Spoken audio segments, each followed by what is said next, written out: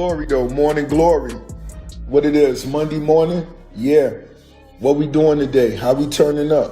What new money we talking about? I've never seen someone ice rosé, but... You've never seen someone ice rosé? Well, talk to every jeweler in Miami that has fake diamonds. Really, they do that? Somebody got that joke. You're gonna get that car someday, Ricky. Whoa. Rick Ross was once a name that made people instantly think of success, huge money, luxury, and smart business moves. For years, he built the image of a man who always seemed larger than life, and fans looked at him as one of the biggest bosses in hip-hop. But by 2026, that image had changed in a big way. Instead of earning the same level of respect, many critics and online commentators started linking his name to public feuds, frustration, a damaged reputation, and non-stop rumors about his finances that kept social media talking. The change was impossible to miss. More and more people started asking how someone who once looked untouchable could end up becoming one of the most joked about names in the rap world. The conversations grew louder, the memes spread everywhere, and every new headline seemed to add even more attention. So what really happened? It's an AP that I'm rocking. This is green stones, green emeralds. It's just me having fun. That's all it is. I am fuming. That's a fake watch. That's not a real watch. How can you tell? That watch was only produced twice, one in 37mm, one in 41mm. And I know both owners, and they're not Rick Ross.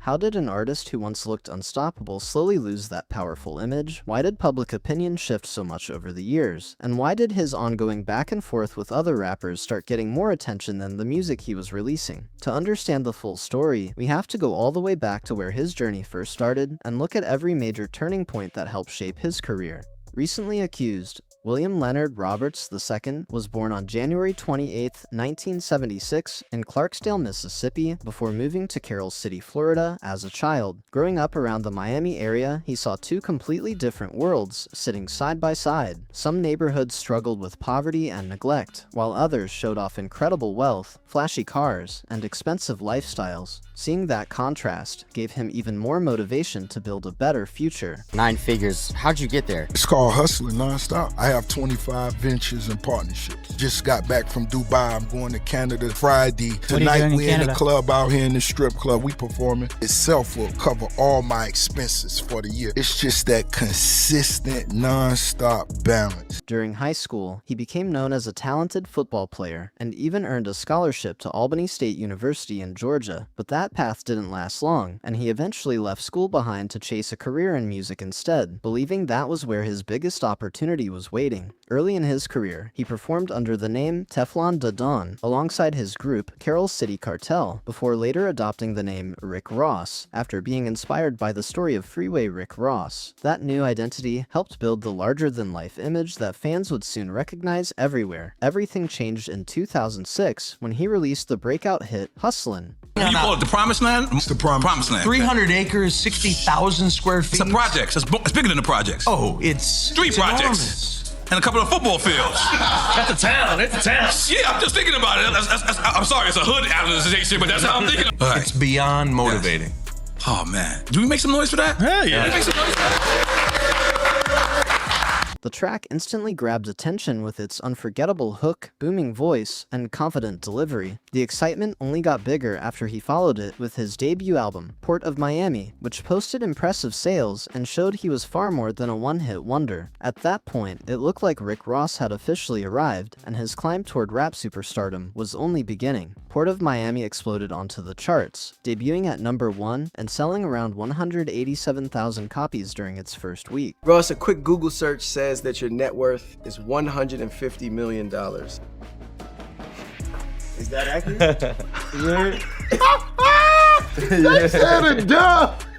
That's my car. That's my car. Don't worry. That massive debut secured Rick Ross as one of Def Jam's biggest stars, and from there, his career kept picking up speed. Over the next several years, he stayed active, releasing one project after another, while building a catalog filled with major albums that kept his name in the spotlight. Albums like Teflon Don in 2010, God Forgives, I Don't in 2012, and Mastermind in 2014 helped strengthen his place in hip-hop and kept him near the center of the conversation. At the same time, he expanded beyond music by launching Maybach Music Group, better known as MMG. Rick Ross flew commercial this week. Oh, man, poor guy. We ain't high like Rick Ross in the airport neither. It's all good. Heading back to New York. Let's go next. It didn't seem to me like he was hiding because he was taking a commercial flight. Rick Ross looked so depressed to be flying with y'all junkies. Uncle Murder, you ain't never killed nothing. But what I want to do is give you and all your kids a free cleaning, free teeth cleaning. I know what 50 going through right now. He may not be in the mood for this, you know, Daphne Joy. That put a wet towel over his head. For the ones want to know where my jet at, I obviously didn't get the memo. It's being updated with Starlink. And I chose to fly commercial to Colombia to go party with Trick Daddy. When Ricky Rose takes flights to 6 digits.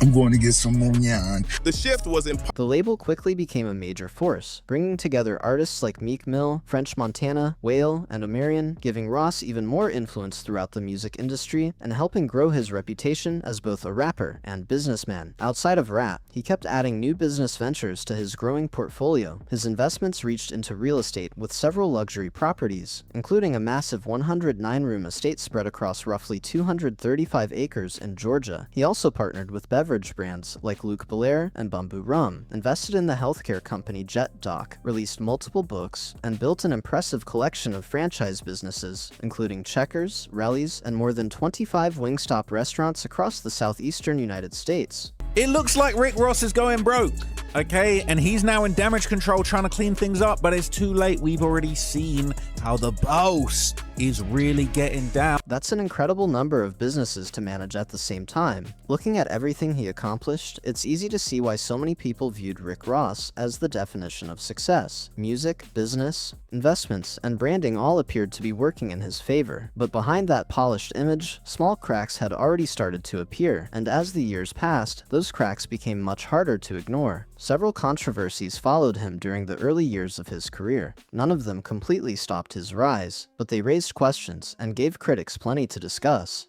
If I had to compare the two, I'd say Rick Ross was more like Biggie, Jeezy was more like Pac. Rick Ross looks more like Biggie. Rick Ross got lyrics though. Well, I guess. Real talk. I'm just So who impresses DMX right now? Anybody? I'm surprised you don't like Ross lyrically, man. Ross be He's spitting. all right, man. He just talk about eating and you know, how much can it eat? How much weed can you smoke? Huh? Like, all right, you got a Maybach, you got the Aston Martin. Okay, good for you. One of the biggest debates centered around the name Rick Ross itself. As mentioned earlier, the stage name was inspired by former drug kingpin turned entrepreneur Freeway Rick Ross. You're not putting Drake at your level.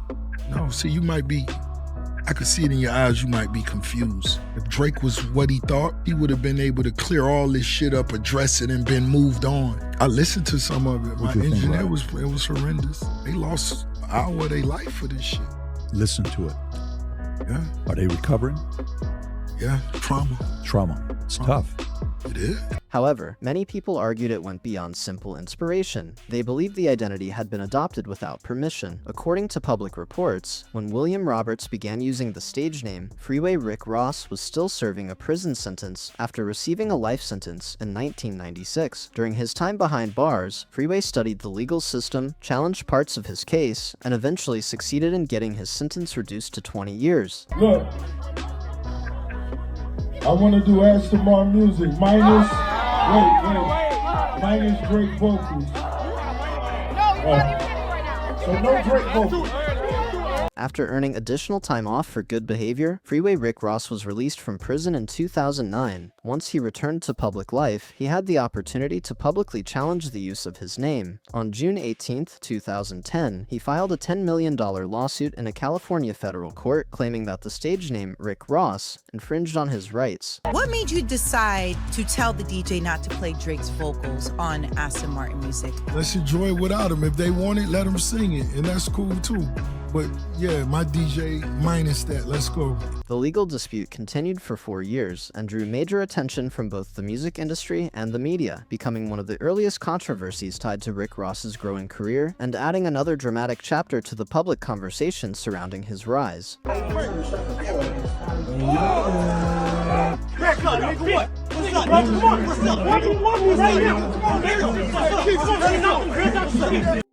Damn, white boy. Kendrick done bust you in the head before y'all even finish the publishing splits. He shouldn't have been there. That's it. The security tell me he shouldn't have been there. Yeah. Nothing about what was on that video said Rick Ross should have been here doing this right now. In 2014, the court ultimately ruled in favor of the rapper Rick Ross, pointing to First Amendment protections related to artistic expression. Even though the lawsuit ended with a legal victory, many people felt it wasn't a complete win when it came to public opinion. Critics continued questioning whether he had built part of his image around someone else's identity, and that debate followed him for years afterward. Listen, the closest you can ever get to feeling like you in this water with me right this very second is when you press play. Track number 1, Set in Stone, July 17th. So if you got my very first album, this will be my 12th. And this is what you call luxury rap, and this is the closest you will ever get to swimming in this water with the boss, baby. Then another controversy surfaced that proved even harder to move past. It became known as the Officer Ricky situation, and many fans still view it as one of the biggest hits to his reputation. Public reports revealed that from 1995 to 1997, before finding success in rap, Ross had worked as a corrections officer at the South Florida Reception Center in Dade County. Were you a correctional officer at one point? I was, yeah. Rose, the history with you and 50, is it better now? You guys now friends? Like, you guys talk now, or is it still no relationship? Nah, homie Wash, we've never been cool. From day one? No. This is a big business you guys are a part of. You guys are two of the heavyweights in the business. I mean, what is there to talk about? A lot of things to talk about. History, the beef. What kind of history? That he couldn't dress? That's all I used to tell him. Yo, you can't dress. You're not really getting no money. You don't own your masters. Eminem saved you. Dr. Dre saved you. All the big names. Rose did it himself. I came in through slip and slide. I had to build this myself. And I'm not speaking down on him because he live in a 2-bedroom apartment, but he lives in a 2-bedroom apartment? 2-bedroom. Catch the alley hoop now. You gotta win by Yama, this bitch. 2-bedroom apartment. Yes, he does. And if he does, bro, what does that say about him? Come on now. Just the alley hoop. Come on now, what does it say about him? You're saying 50 lives in a 2. He just did a big documentary on Diddy that blew up. It was the #1 documentary for like weeks. That period matched the years after college, when he was still trying to establish himself as a rapper with Carroll City Cartel. Later, after his career exploded with Port of Miami, his lyrics and public image focused on the lifestyle of a powerful street boss, making the newly uncovered information even more surprising to many listeners. Everything became even more intense in 2008 when a photograph showing Ross wearing a corrections officer uniform appeared online. R.I.P. to the Drake stands. Can only imagine what that feels like. Well, I really couldn't. But, damn, niggas say 3 albums are trash albums, 2 years too late. Hey man, it was fun while it lasted. You're washed. Where's Iceman? There's Iceman. The Throat Goats. Miami, where you at? Let us know. Set in stone, the countdown is official. We in the streets. Everybody hit me up. Salute to all the DJs, all the PDs, everybody posting our artwork. 305, let's do what we do. Florida game, South, rap game, luxury rap. Greatest, the biggest, it's the mother boat, you heard me? Just finished shooting a video with Soldier Living True, Carroll City Road with 305. You know that 305. Look, what we heading to right now is in Wynwood, where they doing the Set in Stone mural.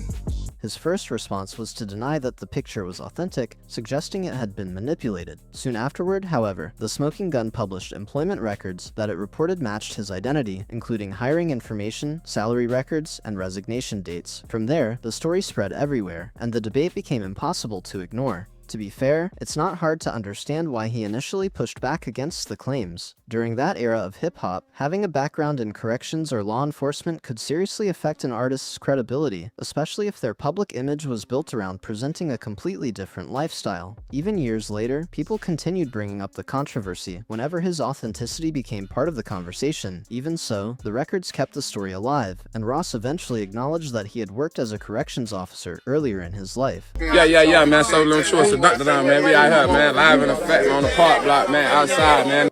Y'all know what it is, man, real Carroll City fucked up, man, you feel what I'm saying? I remember watching Brad car back then, right here in the same spot. It's years later. You mean, real life, on baby, nigga. That's it. My old boy coming too, Jamie Joe coming too, man. The admission brought heavy criticism from parts of the industry, with rivals and commentators using the revelation to question his public image and authenticity. One of the loudest voices was 50 Cent, who turned the controversy into a major talking point through the diss track Officer Ricky, keeping the issue in the spotlight for years. The nickname stuck, and even after everything Ross achieved afterward, many people continued bringing up the controversy whenever his credibility was discussed. The story became one of those moments that followed him throughout his career, appearing again and again during debates about his image. Years later, the topic resurfaced during interviews, including a conversation with Full Send, where Ross acknowledged his time as a corrections officer, but said it only lasted around 4 months. Whether people accepted that explanation or not, the controversy remained one of the biggest chapters connected to his public reputation, and continued being mentioned whenever his career was analyzed. Biggest release of the year, July 17th. You see it's going down, set in stone. If you're standing on it, it's set in stone. If you mean it, set in stone. If you love it, set in stone. If they hating on it, it's set in stone. If you the boat, set in stone. Many critics argued that publicly available employment records appeared different from Ross's later explanation, and that disagreement kept the conversation alive for years. Instead of disappearing, the controversy continued because some people felt his responses never completely answered every question surrounding the situation. A common view among commentators was that if Ross had openly addressed his past from the beginning and moved forward, the story may not have followed him for so long. Instead, new interviews often brought the subject back into the spotlight, leading more fans and rivals. Recently accused you of working as a prison guard at one point, Rick. Is there any truth to that? No, that's not true. But that's disappointing to hear that he said that. He said that? By the way, too, you worked, I don't know if you want to talk about it all, because were you a correctional officer at one point? I was, yeah. So going all the way back, when was that? How long ago? Maybe when I was 20. 20 years old? Yeah. You know, I didn't really get to make it to the prison. Because you got to go through training and all that, and I didn't last long. I may have lasted 4 months. Right. Before they said, yeah. I was a little tardy. To debate his credibility all over again. That is why the issue returned during his 2022 feud with Gilly Da Kid, who publicly mentioned the corrections officer controversy. Then, in 2024, Drake referenced it again on the diss track Push-Ups, with the line, "I might take your latest girl and cuff her like I'm Ricky." The lyric quickly spread across social media, with listeners connecting it to Ross's past and adding another layer to their rivalry. What made the situation stand out was that the controversy was already decades old, yet it continued appearing whenever conversations about Ross's image came up. Let me ask you a question. Did you know Rick while he was working in law enforcement? He was a correction officer. So we're clear he was a correctional officer. Yes, he was. Around that same period, another earlier controversy also stayed part of the discussion. Slab, I'm handling some motherfucking business, homie. I hope you calling about money. What you calling about then if it ain't about no money? You know I only like to talk about money, but since I love you, what else you talking about other than money? His guest verse on Rocco's UOENO received widespread criticism because of one specific lyric that many listeners found offensive. The backlash was immediate. You're only flying private, huh? I told myself I would not charter a jet until I was ready to buy it. But I told myself, and I waited those 20 plus years. Right. And when it was time for me, it was an investment. Advocacy groups publicly criticized the lyrics, and Reebok ended its partnership with Ross shortly afterward. While the controversy eventually cooled down and his music career continued moving forward, it became another major moment attached to his public image that people still bring up from time to time. Even with those setbacks, Rick Ross continued building his empire for years. He kept releasing successful music, expanding his business ventures. Grace, we back, you dig? Hold on, how long has this been in the works, man? I'm gonna be honest, this just was a quick vibe, maybe 2.5 months, you know what I'm saying? Yeah, 2.5 months. Working with major brands and maintaining a strong presence throughout hip-hop. For a long period, it seemed like the controversies were unable to slow down his momentum in any major way, but everything shifted in 2024 when his relationship with Drake completely fell apart. The two artists had spent years working together on major records and were seen by many as close allies in the rap. Is it common knowledge that you mow your own lawn? I think everybody in Fayetteville, they kind of know when the weather's right and they see that big tractor out there. You are mowing, you're mowing your lawn. Like a John Deere or something like that? One time for John Deere. Look at it. What kind of cut his own grass. Why you out there cutting your own grass? Got the one with the radio, the AC in it. I tinted the windows. How many acres you mowing? Man, I'm not even sure now. I believe close to 400. When I go out and mow the lawn, I had a homies with me too. You trying to save money, nigga? You don't want to pay for the lawn to get cut, huh? The AC broken in the... So we got a bunch of other smaller tractors. So when they see the big one out, they know that's the boss. Dude, that's the friendship I aspire to have. No, that's a all friendship. Your homies on the weekend, like, yo, what y'all? Yeah, let's cut the grass. No, that's some of the coolest shit ever. Their relationship had already faced a small test back in 2015 during Drake's highly publicized conflict with Meek Mill, one of MMG's biggest names. However, they eventually moved past that situation and continued collaborating. That peace did not last forever. In 2024, tensions started rising after Drake's public conflict with Future and Metro Boomin. Ross openly supported Future and Metro, a move many observers viewed as him taking the opposite side of the dispute. Drake then appeared to respond by mentioning Ross alongside other names on push-ups, turning what may have been a behind-the-scenes disagreement into a very public rap battle. Ever seen anybody confront Rick Ross about you? Not in person, no. Anytime I'm around, he disappears. Like, hey, why are you running around with this dude's name when this dude's out of jail now? Well, you know, these guys, like we talked about, when you got some money, they don't care if you beat making them lick tampons, you know, everybody with you. Ross quickly fired back with Champagne Moments, a track filled with direct shots, insults, and personal attacks aimed at Drake. Instead of keeping the focus only on lyrical competition, the song heavily mocked and criticized his former collaborator, showing that their previous friendship had completely broken down. From that moment, the tension between the two artists appeared impossible to repair, and their rivalry became one of the biggest conversations in hip-hop throughout the year. You know, cease and desist ain't never been nothing we been big on in lawsuits, shit like that. 50 Cent sued me before. We beat his ass, kicked him to sleep in court, sent him back home. He was poor. When we pulled up his banking accounts, I felt bad for him, I really did. But, you like that? Go ahead and laugh. Look at the camera. Let the camera see it. Hey, let the camera. 50, they laughing at you. Make sure y'all Google that to see what that shit went like. I kicked dog to sleep. But nah, I made my lawyer pull up his finance. Nah, it was bad. Oh, really? Nah. How bad? It was bad. They made sure I wouldn't say nothing about it. I can't say no dollar figures, but it was nah. Nigga was in an apartment, 2-bedroom. I felt bad for dog. I was like, damn. I know niggas that bought a 2-bedroom just for their puppies and shit. Guess not. You gotta hustle hard. You gotta hustle every day. After the chaos of the major rap battles in 2024, many fans believe Drake had taken the biggest blow, especially after his battle with Kendrick Lamar. Since Rick Ross had publicly sided with Future and Metro Boomin during that period, some people viewed him as being connected to the side that came out stronger. Even with that perception, Ross continued making public comments about Drake long after many listeners thought the rivalry had already cooled down. Almost every new opportunity seemed to bring another interview, another social media clip, or another headline. I want to make this clear. I was just asked a question. I see what's still going on with you and 50 Cent. You mean you won't do no business with 50 Cent? I would. 50 Cent, I see you raising money for your film ideas. You asked a close friend of mine. I saw the renderings, the drawings of what you believe your studio could be like in Shreveport. I'm gonna give you a once-in-a-lifetime opportunity to come sit down at the table and present your ideas. I won't make you any promises. Men in business don't discuss the past. About Ross and his career that you have any respect for? Oh, no, there's nothing there. I never wanted to work with him. Curtis. You so infatuated with my lifestyle. I'm gonna let you know, 50, take it like a player. You had a child from a sex worker. I mean, she a sex worker.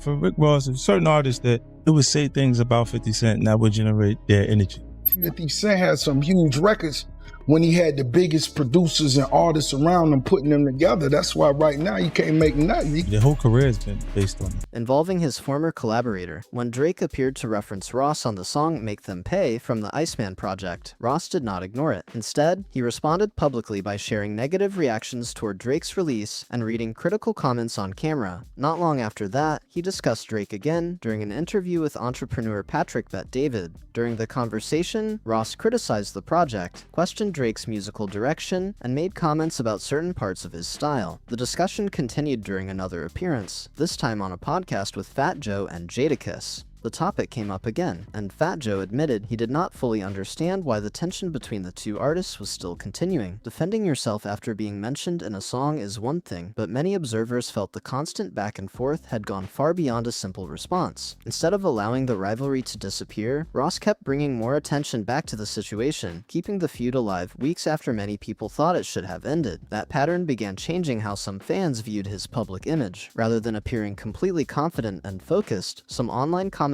started saying Ross seemed too invested in an old rivalry, instead of focusing on new achievements. Across social media and reaction channels, viewers started questioning why someone with such a successful career seemed to spend so much time answering another artist. The reactions ranged from jokes to serious criticism, with some people saying that money and fame do not automatically create respect, while others argued that staying locked into a long-running feud did not match the powerful boss image Ross had spent years creating. Whether those opinions were fair or not, they became a bigger part of the public conversation. The main question people kept asking was simple. Ross take a shot at you a couple weeks ago about a girl that you're not even with no more. We wearing Travis Scott's all week.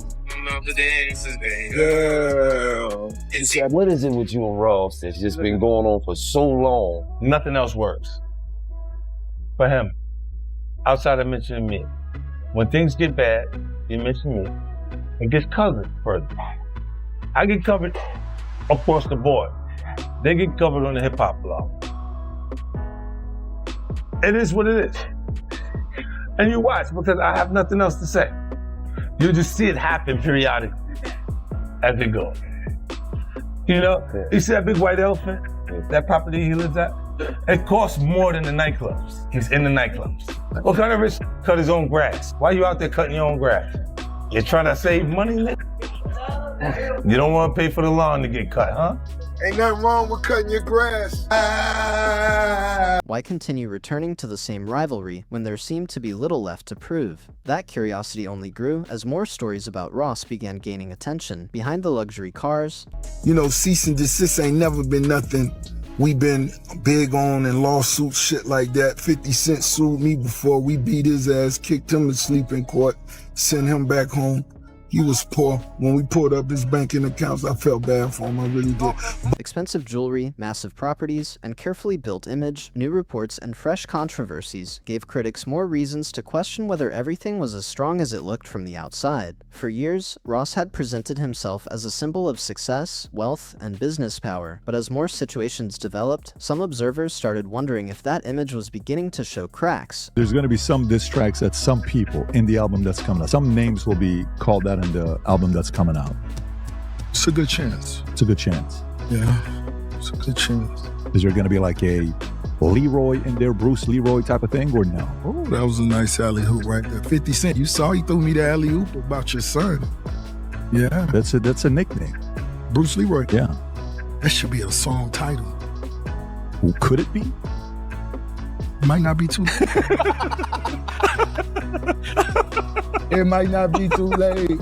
It might not be. The public conversation slowly moved from celebrating his achievements to closely examining the challenges surrounding him, creating a completely different chapter in the story of Rick Ross. Some of the biggest questions came from moments that quickly went viral. One major example happened after he purchased a reported $25 million Gulfstream G550 private jet and showed it off with custom Rick Ross branding. But in 2025, fans noticed him waiting for a flight at a commercial airport. To be clear, there is nothing wrong with flying commercial, regardless of someone's wealth. The reaction was not really about the flight itself. Instead, some people focused on the idea that Ross appeared to be avoiding attention or recognition. He later explained that his private jet was receiving upgrades, including Starlink internet, but that explanation created even more discussion online. That moment added even more attention to the conversation. Around the same time, reports claimed that ticket sales for his Port of Miami 20th anniversary tour were moving slower than expected, with some shows reportedly featuring promotional offers like buy one get one deals. Drake even noticed one of those reports and reacted online, adding another chapter to their ongoing rivalry. Then, there is the long-running feud with 50 Cent, a battle that lasted for years through diss tracks, interviews, social media jokes, and constant public exchanges.